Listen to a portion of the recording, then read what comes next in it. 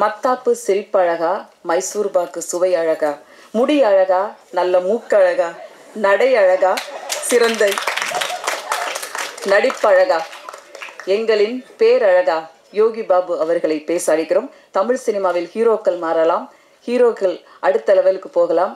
ஆனாலும் எங்கள் யோகி பாபு எப்போதும் அதே இடத்தில் எல்லோருக்காகவும் எல்லார் படங்களிலும் நடித்து கொடுப்பார். பேரழகன் யோகி பாபு அவர்களை பேச அழைத்து பெரும்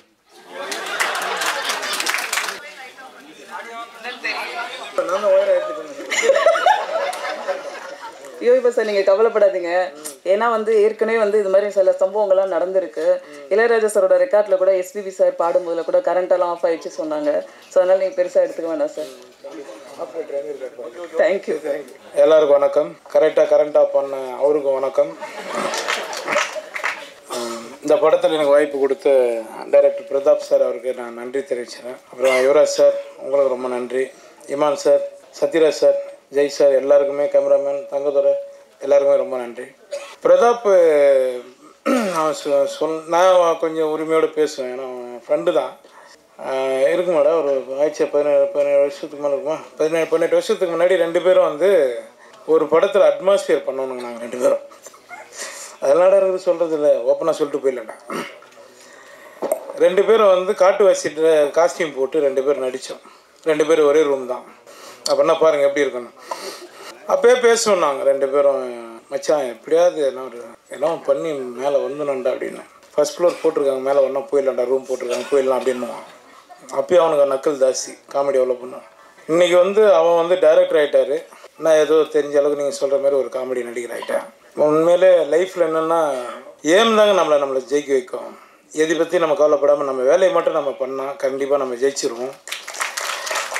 அதுக்கு பிரதாப் ரொம்ப நன்றிடா. நீ ஃபஸ்ட்டு என்ன சூஸ் பண்ண பற்றியா, நீ சொல்கிற நான் தான் இந்த படத்தை நகர்த்த நான் கிடையாது. உன் கதை தான், உன் கதை, உன் ப்ரொடியூசர் நீ ரெடி பண்ணிட்டு வந்ததுக்கப்புறம் தான் இந்த படம் மூவ் ஆச்சு. நான் உனக்கு ரொம்ப நன்றி தெரிவிச்சுக்கிறேன். ரொம்ப நன்றி. ஏன்னா அது சொல்லணும்னு தோணுச்சுங்க, அதனால் சொன்னேன். இந்த படம் பார்த்துட்டு நீங்கள் இப்போ ப்ரொடியூசர் சொன்ன மாதிரி அவரும் ஒரு பேபி தான். நாங்கள் எங்கள் ஷூட் எடுத்துருந்து அவர் பண்ணி எங்காவது மோனில் நின்றுப்பார், என்ன எடுக்கிறாங்கன்னு தெரியல, நல்லா எடுத்தால் சரி அப்படின்னு.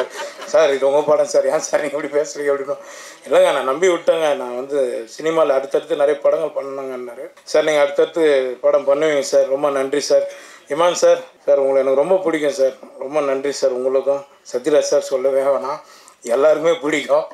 நிறைய கவுண்டமணி சார் பற்றி தான் நாங்கள் ஸ்பாட்டில் உட்காந்து சார் நானும் நிறைய பேசிகிட்டு இருப்போம். அவர்கிட்டையும் சொன்னேன் நான் ஒரு முறை கவுண்டமணி சார்கிட்டையும், சார் இதுமாரி சாரோ நடிக்கணும், நான் சின்னகிறாரப்பா அப்படின்னாரு.